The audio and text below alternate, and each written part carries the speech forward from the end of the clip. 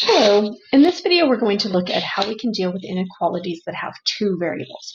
So like equations with two variables, these are defining a relationship between two variables, y and x in most cases, although we can have contextual variables as well.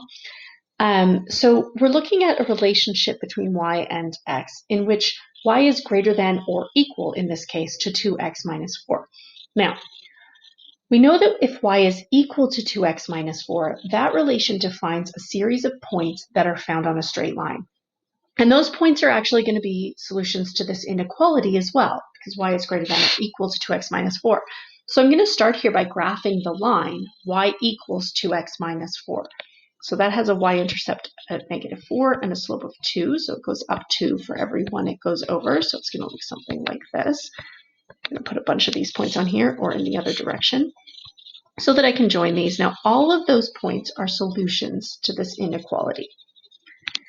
And when I draw that line, just like with one variable inequalities, the solutions to the equation defined a boundary on a number line, and there were intervals either to the left or to the right of that boundary. Here, this line is a boundary line between two regions on the coordinate plane. So I've got this region up here. There's a point in that region, for example, and I've got the bottom region, and let's say here's a point in that region. Just like we could pick test values within the number line intervals for one variable inequalities, we can pick test points for the regions that are defined by this boundary line.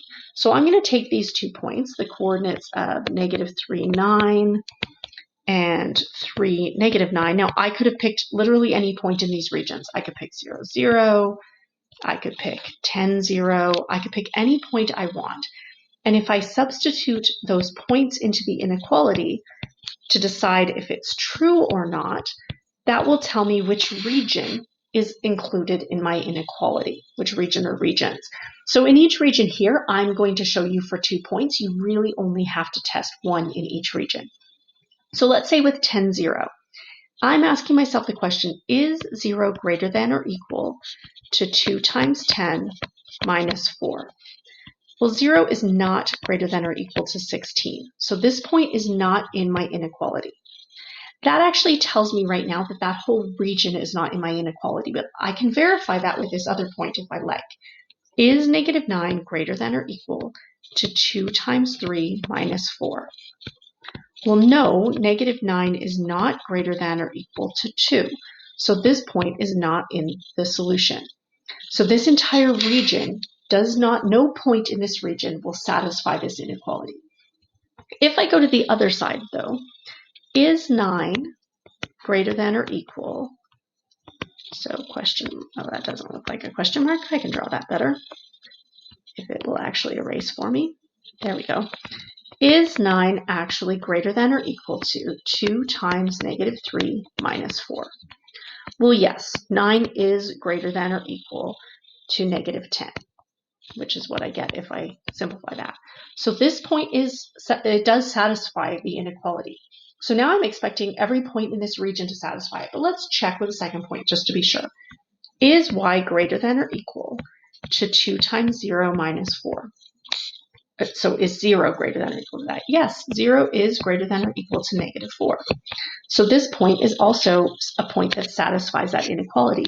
In fact, any point in this half of the plane is going to work in that inequality. And the points on the boundary line are also going to work because those points are where it's actually equal.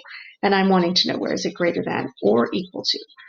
So this graph with the shaded half plane, so this shaded region represents all the points that are solutions as well as the boundary line. This is the solution, as it were, to this inequality. The graph is the solution. So let's look at another one. In this one, the boundary line isn't going to be included in my solution, but I still need it. Just like with one variable inequalities, you still had to solve the related equation, even if the solutions to that equation were not going to actually be part of your solution, they still defined the boundaries.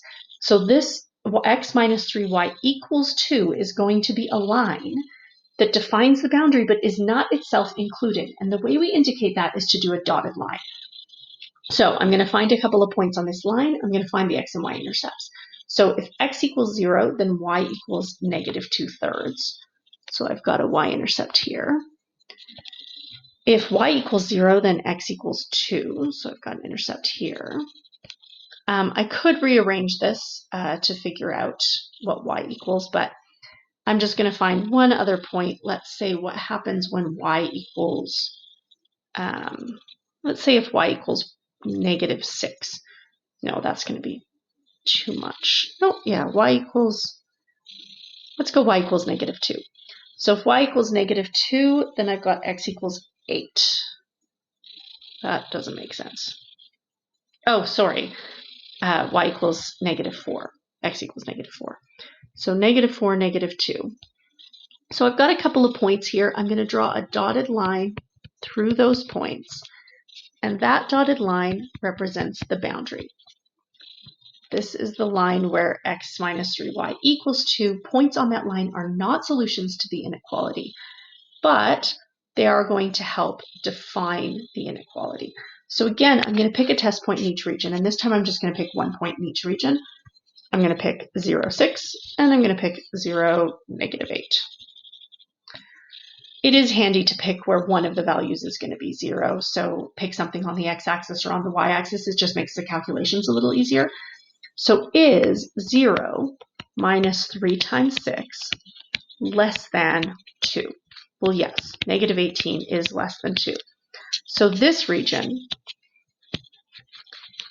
is full of points, all of which are solutions to that inequality. Now, generally speaking, we're going to expect to only find half the plane in the solution, but it's worth checking just to be absolutely certain. Is 0 minus 3 times negative 8, is that less than 2? Well, no, because 0 plus 24 is not less than 2. So these ones are not solutions. So again, that graph with the dotted boundary line and the shaded half plane represents the solutions to this inequality. And we can do these relations even if I don't have lines. So in this case, it's not going to define a boundary line. It's going to define a boundary parabola, but that's still going to divide my coordinate plane into 2 regions. So I'm going to graph the parabola y equals x squared plus 2x minus 3, but I want to do it with a dotted curve, a dotted line. For that, I'm going to factor this. So x plus 3x minus 1, because that allows me to put the x-intercepts on at negative 3 and 1. Because of symmetry, that tells me the vertex is going to be when x equals negative 1. So when x equals negative 1, if I substitute that in, negative 1 squared plus 2 times negative 1 minus 3, that's going to give me the y value of the vertex. So 1 minus 2 is negative 1, so that's at negative 4. So here's the vertex. And those 3 points are enough. I do know there's a y-intercept at negative 3 as well, so I can put those. Those 5 points give me a pretty good idea of where this parabola is going to be. And I use a dotted line. So I need to pick a point inside the parabola. So let's go with 0, 8. And a point outside the parabola, negative 6, 0. So now I test. Is negative 6 less than, well, 0 plus 0 minus 3? Negative 6 is less than negative 3. So yes, that region is included. Is 8 less than 0 plus 0 minus 3? No. So I shade the region on the outside here. So again, that shaded region represents all of the points that are solutions to this inequality. The dotted line tells me that parabola, the points on the parabola, are not actually solutions. They just define the boundary. And that is how we graph 2 variable inequalities.